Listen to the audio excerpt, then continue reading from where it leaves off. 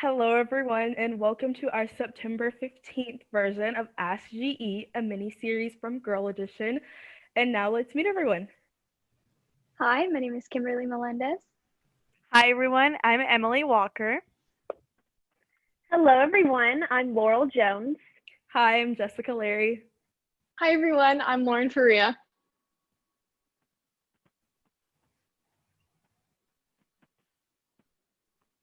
So let's get into the questions. So the first question that we have, and it's anonymous, is how do you handle having many responsibilities and commitments? I definitely think time management is a big factor into this. I know most of us have a lot of commitments and a lot of activities that we are a part of. And so making sure that we really just set a schedule, let ourselves know when we're going to get things done, and then also finding some time in there for yourself to just have a little bit of a relaxation time or just to yourself time, just so you can have that you time. I think we all kind of need that sometimes. So making sure that's definitely in there is something really important as well. Absolutely. I agree with Laurel. I agree with Laurel on time management. I also think staying organized is really important. Setting a schedule. I know that I'm busy because I'm auditioning for Phantom of the Opera at school, so I have to make sure I have time for auditions. I have to make sure I have time to do my homework for my dual credit classes, which are online, and I still want to make time to talk to my friends. So I definitely think setting a schedule and just sticking to it and staying organized is something that can really help with still dealing with your commitments and responsibilities. Yes, I Absolutely. totally agree with that. I think also I use a planner and I think using a great planner, like read reviews about them, which I thought was so insane, but one of my friends is like, read the reviews of the planner. I was like, it's just a planner, like I don't need to do that. But there's definitely a difference and I ordered one off of Amazon and it came with like the little stickers that say like meeting times or needs to get done as soon as possible, different things. And keeping everything color coordinated is super important too, so that way you know exactly when. And just like today we were filming, so I put in my planner in hot pink that we were filming, so that way I know every time we're filming and every time I need to make sure that's ready, and keeping everything just super organized. Absolutely. I absolutely agree with that. For me, I like using electronic calendars, so I just have it with me at all times. I like, for me, I have a job, I'm in band and ROTC, so it can get quite overwhelming sometimes. Like Laurel said, making sure that you have time to relax and time to sleep. I've been getting way less sleep now that we're actually going back into school. So making sure that you're setting time aside to actually get sleep so you can improve what you're learning.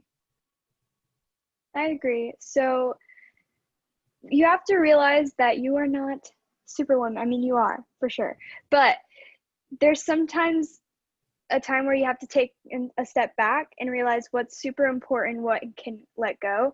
I know that I'm a person, and I'm sure all of us are, that we just fill our schedules. We're going to do this and this and this and this and this, but we have no time for anything else. And as Laurel said, like super important to have your me time. So really evaluate the kinds of things that you're doing and see, well, if you're way too stressed out and it's way too much, then take a step back and see what can give a little bit. I know it's hard because we want to do everything, but Yeah, it's also important to balance things. absolutely. Yeah, kind of going off of that. Oh, sorry.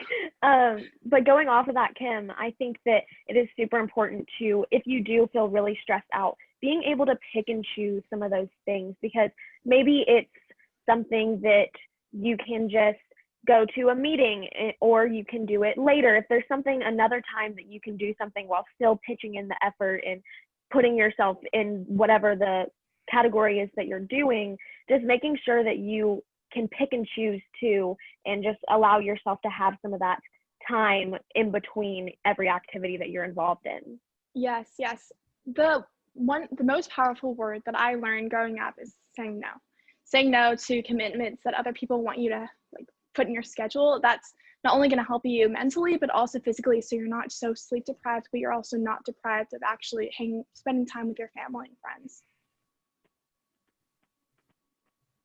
Okay, so moving on to our next question. Do you feel that people portray false versions of themselves on social media? Absolutely. pretty much known that people only put the highlight reels 10% of their life. It's only what people, the social media is altered in a way that you can show only what you want to show. So you can show the highlights of your life. You're not going to necessarily show people, strangers, about your lows. And I guess that feeds into that mentality of I have to be perfect, and it can be pretty harmful.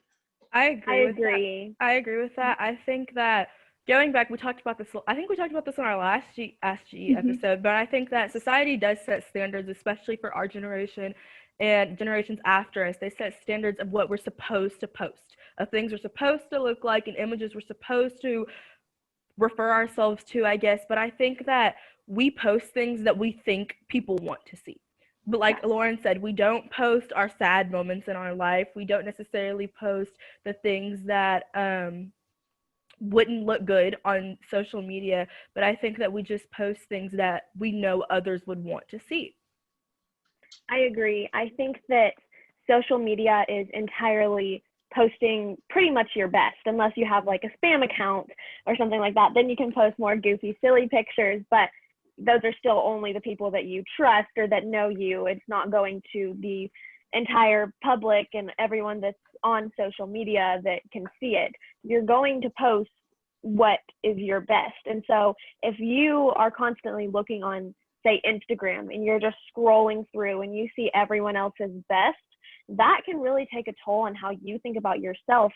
But you have to take that step back, like most people on here have mentioned, that your best is not what other people want it to be. You know what I mean? Like, you can post what you want and you post your best. That is your best. And if someone else's best is their best that they're going to be posting. Everyone is living a different life. And so being able to realize that and take a step back and not compare your worst that you are seeing every day to everyone else's best that they're constantly posting, just making sure you can differ that and make sure that you're not comparing that together to themselves. Yeah, and going off of what Absolutely. Jessica said, I think we did touch on this subject before in one of the previous Girl Edition episodes. Um, but just like I've said before, pictures are posed pictures. You pose, you edit, you Facetune, you can do anything you want for a picture, which is totally okay. And you have the right to alter your picture in any way before you post. And I think we all have edited pictures before just so we look our absolute best for social media. And I know for myself, I've posted pictures, and there's a few where I have, the ones that are posed and edited. And at the very last one, I'll throw in one of the ones where maybe I'm looking down and I have like some kind of double chin going on, or I am just like, I think there was one where I was really hot, so I was like waving, like trying to get air, and I posted that picture because I thought it was funny, because those are realistic images of what I looked like taking those pictures to get them for my Instagram. And I've actually had people come up to me before and be like, that is so funny that you have added that into there, when that's realistic for me. And I think remembering that when people are taking these pictures, they're posed and they're not just naturally, these are not off guard pictures. And even people that Yeah. post the off guards, those are not off guard. Like, those are Yeah. posed off guard pictures. There's a difference. You're gonna have to, for teens, you're gonna have to remember that when you're viewing a celebrity's Instagram, because they're paid to look perfect. They have Yes. sponsors, they have editors that are going there. So really comparing your life to celebrities is unreal. And I feel like that's where everyone gets their inspiration from. Oh, I like how this person posed, or I like this caption or this post. And I guess we're just creating a world where it's just a false reality, and it's I agree. Um, I think it's important that, yes, you want to always try and look your best. I mean, you would never want to post anything that would portray you in a negative light, of course, but don't lose who you are and your personality just to try to make yourself look like a Barbie mold on Instagram or Snapchat or whatever other social media platforms that you use. Try to keep the integrity of your personality. If you're goofy, then post a goofy picture. Like, I think it's important not to lose yourself in what you're posting just so it can look perfect. Going back really quick onto something that Laurel had said, I think that if you think you look good in that picture, don't think about what other people think because honestly, you may think you look like a 6 in that picture, but somebody else out Mhm. there thinks you look like a 10. Like, I think that just posting it, if you think that you look good, stick with your gut and post the picture because I promise there's going to be someone out there who's going to love it. For sure, Will love 100%. it. Okay, well, I think we're ready to move on to our third question. This question also is anonymous. So they said, what should I do if my political views differ significantly from my best friends? They're all so passionate about what they believe in, and I'm afraid of sharing my thoughts, or I'm afraid sharing my thoughts will hurt our friendship. Don't be afraid to share your thoughts. One of the best things of our generation is really having an open mind, letting people know what you believe in, but also listening to what other people have to say. It may change your views, you may change their views, but one of the best, I guess, opportunities is to really explore where they're coming from and where that maybe political side views and why they view it that way. I agree. Go ahead. You can go. So going off of what Lauren said, 100%, making sure that you are confident in your viewpoints, but also taking the initiative to understand and listen to other people's viewpoints. Because just like Lauren said, that could either change your views or you could influence their views. Or you know what? If you don't have the same views, then that is perfectly okay. That's one of the great things about living in America, in the United States. We have the option and we have the right to have our own opinions, to voice our opinions. And if that is not something that you 100% feel comfortable with yet, definitely take your time, but don't be afraid of your voice. Use your voice because that is your biggest platform. And honestly, if they are not willing to either listen or accept your viewpoints, then there might be something else there that maybe that friendship isn't really meant to be, because I know my friends are super supportive of each other, and we all have different viewpoints. We all have different lifestyles, but we love each other and we accept each other. So having that to build off of is definitely something really important in friendship. Yeah, I think you have to go off of, if you're being supportive back to your friends are going to feed off of your energy and be supportive back to you, hopefully. Now, I know that isn't always the case, but that's how friendships work. And if you truly are friends, they're going to have that supportive relationship back with you. And just make sure you're confident enough, like Laurel said, in your beliefs and that you can have a good um, kind of like conversation with them and have actual facts and evidence for what you believe in. Yes. So that way it's not just, word against word, but it's actually, and it's not an argument either. It's just saying what you believe in and what your beliefs are. I know Definitely having that. those mature conversations, really important. Sorry, I'm Jess. no, it's okay. I know that this is something I'm really big on because if you're active on like TikTok or Twitter or even Instagram, there is a thing, unfortunately, that people like say on TikTok called cancel culture, where they basically cancel or degrade someone for having their own opinion or for sharing their opinion in a way that another person does not like. I think that everyone is entitled to have their opinion, whether you like it or not, because it is not your job to like their opinion.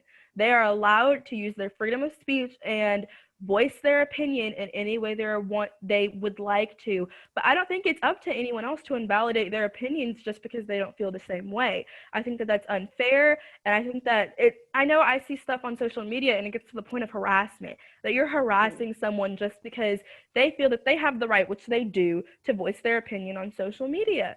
And because you don't like that, that's not okay to degrade someone mentally just because you don't like what they have to say. Yeah, and you can see on like especially on TikTok right now because that's a huge platform for creators at the moment. There's a lot of people posting about Trump and Biden, and people are running around stealing Trump signs out of people's yards or Biden signs, and they're taking flags off of people's cars and everything, which is totally not okay because even if you don't believe if you don't support Trump or if you don't support Biden, you don't steal from other people. That is not acceptable. Please don't do that. And especially when they're strangers, like you have no idea why they are like supportive of that president. That's So very go ahead and just let them be, and you can be, and you can go Yeah, your separate ways. That for also sure. goes Oh, sorry. that also goes with maturity, making sure that you're Yeah. willing to support other people, but also mature enough to have those conversations. Yes, Yes. for sure. I agree. Don't steal Um, signs. Yeah. Don't steal signs. The way I handle situations like this, I tend to keep my own like political or anything beliefs like just more to myself, and that's just a personal decision. You don't have to do that, and you can voice your opinions, shout it off the rooftops, whatever you want, because we live in a free country where we have freedom of speech. But I know whenever I have a differing opinion or belief than someone that I'm talking to, the way I handle that is allow them to speak, and then I say, you're completely valid in your own opinions, and you're allowed to think whatever you want. And I know I've gotten, like one time I got a criticism because I tend to post like just Bible verses and stuff on my social media. That's what I do.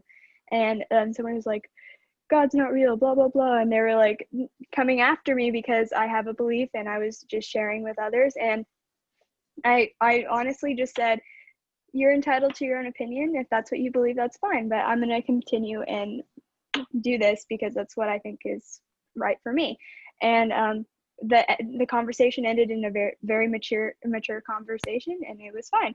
So just stand up for what you believe. Yeah. Okay. Moving on to our next question. Someone sent in, what should I talk about when I'm with a girl? And when I saw this question originally, I was thinking about certain things, but I know we kind of had something like this on our last Ask GE episode, but I think really finding common ground is important. Now, there are certain things you do not talk about having a first conversation with a female. It's just not things you talk about. There are things that if you come up to a girl and ask her certain things, like right off the bat, she's going to be uncomfortable and it's going to push her away. But I think talking about things that you enjoy to see if she enjoys them. So, like, spit out things and see if what her reactions are to them. So, say, I don't know, maybe what class do you have next? English? Do you like English? I don't know. Finding things that y'all could have in common. School is always a good thing. I know that, especially if you're talking to someone in school, that's something you have to relate to. Like, if you're both in school, Yes. you both relate to it. So finding something that you know you can relate to is definitely a good thing before branching out on the first conversation to something that is ludicrous that she probably wouldn't Yeah. agree with. Oh my For gosh. sure. I also, oh, Go ahead. good. Okay, so I think also going slow with the conversation is always important, and you don't want to come off too strong. You're just trying to have a friendship with the girl, is I would think is like the mentality when you're talking to a girl. And also just kind of listen to her when she talks, because I know my biggest pet peeve is when somebody cuts me off. Yeah. And you kind of just you're like, or I've been on a date before and this guy was talking to me and then he would ask me a question, I would start talking and they'd be like, oh yeah, and but I was in the middle of a conversation, so I was like, okay, and then you kind of just awkwardly sit there and you're like just waiting because you don't know if you want to talk or not, but then they keep asking you questions. So make Yeah. sure you listen to the girl when she talks and wait until she's done to ask another question or, continue the conversation. That is very important, is listening skills. Yes. For sure. That was basically what I was going to say, Emily. Just making sure that you are able to listen, not sitting there and making it all about yourself. Because I think as a girl, we like to, of course, we love to listen to you guys as well, but it's also nice to kind of feel heard. So just taking some of that time to just let us talk, let us share what's going on, and then from there, then it'll kind of switch and we can then listen to you, and just making sure that listening and communication is such a big thing. So 100% Emily, definitely I listening. Yeah, especially if they're asking you a question and you start to answer because they asked you a question and then you get cut off and you're like, Oh, then yeah. why did you even ask me? Like, you just got to make up your mind. With that, I also want to add that keeping a balance between the conversation is so important, because I know that, like, if you are too shy to talk to me and you're not talking at all and I'm talking about myself the entire Yeah. conversation, it's going to make me feel bad. Honestly, if you don't Mhm. speak at all, I don't know if maybe it's because you're shy, maybe it's because you want to listen to what I have to say, but if I'm the only person talking the entire conversation, I'm going to end up feeling bad about myself when you walk away because I'm going to repeat the conversation we just Oh had yeah. 30 times over in my head and think about, oh my gosh, I was talking for the whole 3-minute conversation. Oh my gosh, or when you like leave from talking to a guy or something and you go home and you're laying in your bed and you're like, wow, I really talked that entire time. And then you're just like, he's not gonna talk to me again. Or I'm Keeping a not gonna balance is text back. important. Yes, because texting and talking to a girl is so, or to a guy is so different because, Mhm. um, you know, you can think about what you're saying over text and you can send different paragraphs or like different answers like within the conversation. But then you get in person, and especially if it's a crush you're talking to, you get all nervous, you get the little butterflies, and then you're just like, I don't know how to talk. When we're all really good speakers, so it's like, Yeah. what is wrong with us? Like I know, especially I'll have somebody come up to my locker at school, and I'm just like, hey, like it's like an awkward little thing. You're like, I don't know how to use my words because I don't know what to talk to you about. I You agree with honestly, that. Go ahead. you honestly have to approach it like you're talking to your best friend. It's Mhm. just the way to feel comfortable. I find that a lot of people just like talking about themselves. It's just sharing their interest, something that they're passionate about. But don't be too creepy and like just ask them repeatedly questions about themselves because that can come off like the wrong way. But just have a good conversation. Talk like you're talking to your best friend, and you're gonna have a good outcome. I Yes, agree don't with be creepy. Don't be crude. Don't be crude with a girl. Just don't do it. Yeah, start off with like basic questions. If you just want to get to know somebody, don't come up like I don't know. I can't think of any examples off the top of my head, but I know we've all had some like creepy experiences where guys just like Yes. ask us like random questions or something that like is not weird, but it's like why would you ask me that? Because like why would you want exactly. to know that? I Like know I know like a good icebreaker would be like we used to do in like middle school was like the 21 questions or whatever, but making sure it stays like personal, like about yourself, not getting like creepy, you know what I and mean? appropriate. Keep That's everything what, Keep Yeah, it appropriate. PG. Yeah, That's keep it the word I PG. was yes. looking right. for. With Because what, Appropriate. Yes. honestly, it's like it's just reality that sometimes like teenage boys can get a little out there, and that's shift the just conversation to where it yes, doesn't need to go. yes, Yes. stick Yes. to the Correct. conversation and stick to like getting to know about the girl in an appropriate manner, which is super important, Period. especially if it's your first time talking to the girl. Yes. And you know what?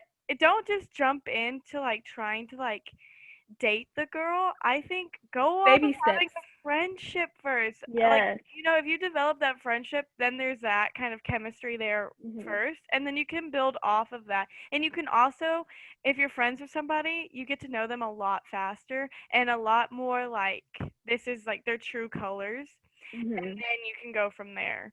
Yeah, it's not as awkward.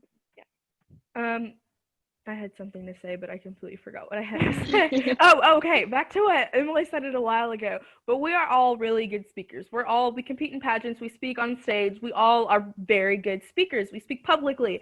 But I know that being a teenager, if someone asks me an uncomfortable question, I know I freeze up.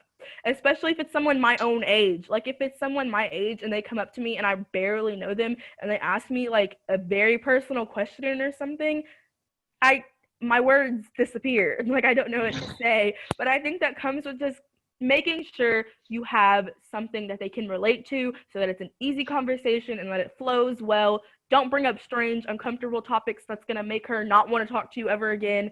Just keeping it simple. That's all I can say. Yes. Don't force it. Don't force it. Yes.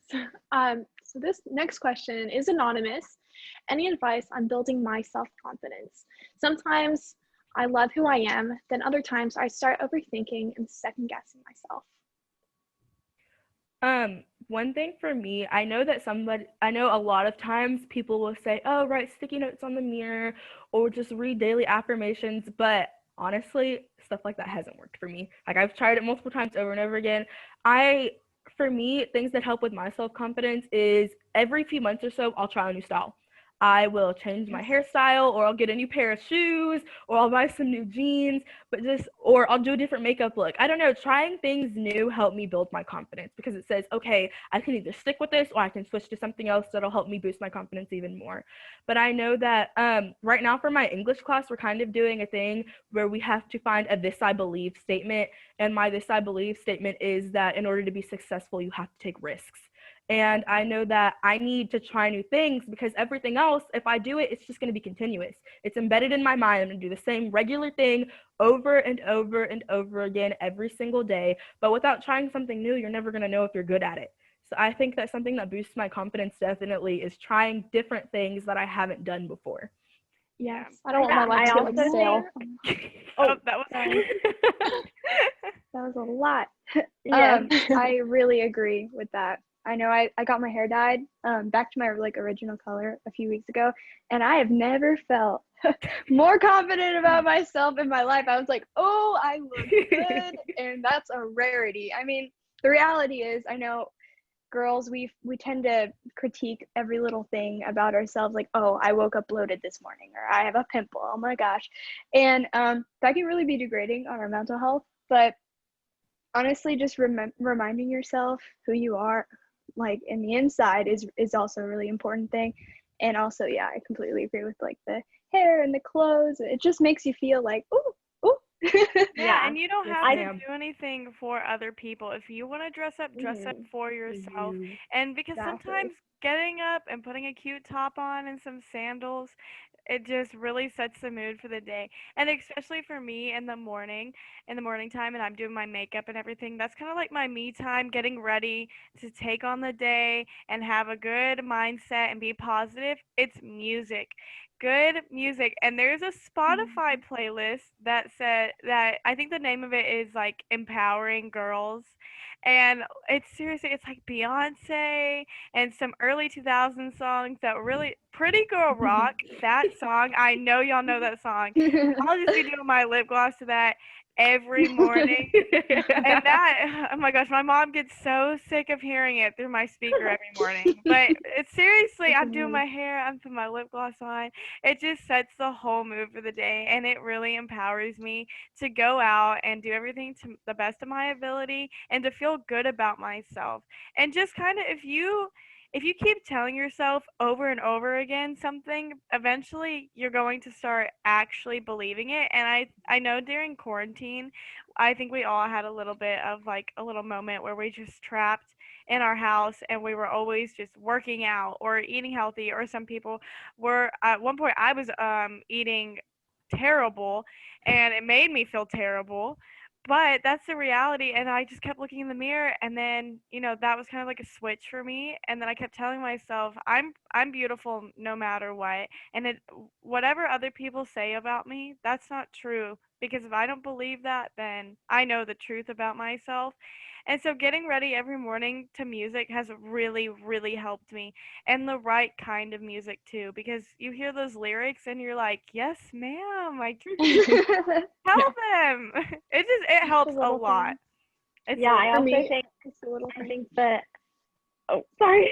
No, go ahead. I think that surrounding yourself with supportive people also helps tremendously. If you're constantly surrounded by people who are like nitpicking at you and like basically like tearing you apart as a person, like you want to be whole, you want to be yourself, you want to feel loved. So making sure you surround yourself with people and friends and family that are going to lift you up and that are going to encourage you to be your best self, that can be something super important when kind of struggling with your self-image and not really loving who you are. Just I also love how Jess and Kim said how just kind of going out of your comfort zone a little bit and stretching what you're comfortable with, because that can kind of make you feel a little bit different and have a new perspective on who you are. And who knows, maybe that'll be the click that you need to really find your confidence and your self-image. So kind of getting out of that comfort zone can be scary, but hey, it may turn out amazing in the end. For me, I tend to be a perfectionist, so I nitpick every single little thing. I have to take pride in what I do. whether it be waking up every morning, making my bed, or doing well on a test. And if I don't do, if I'm not having a good day in a class, I like to blast music in the hallway and just strut down the hallway, just blocking everyone out. It's taking those little moments to find pride in what you do, but also have moments that just give you energy, that give you life. I completely agree. Like what Lauren said and Emily, like it's the little things that you wouldn't expect that just make you feel so good sometimes. I know for me, yesterday I completely redid my room and made it all like folly. I know it's a little early, but it's okay. And like I have all these Never little too early. things. Here's my candle. Oh yeah. It's pumpkin apple. I don't know what about it, but like changing the scents of my room and like changing it for the season, I was like the happiest person. I still am. It smells amazing in here, and it makes me feel like I don't know, just little things. That Find actually your little sounds thing. like a really good idea. Like changing your room per season. I don't know, it sounds like it would make you feel good. Just Oh yeah, changing like it's the folly or best. Christmassy. I don't know, but also going back to what Emily said about music, I know we learned about that in psych actually. In my psychology class, we learned that listening to a type of music will shift your mood to what the music is saying. That if you are trying to be sad or if you feel sad and you listen to sad music, it's going to make you even more sad.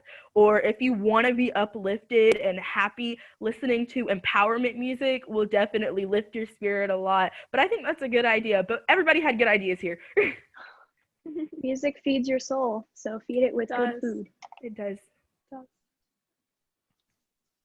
All right. Well, I think that concludes our episode today of Ask GE. We will be back again for a normal episode of Girl Edition on Thursday, October 1st, and that'll be posted at 6:30 p.m. And then we'll be back again for another Ask GE, and we will be posting the link to submit your questions or anything you may need advice on our social media and on our personal social media pages.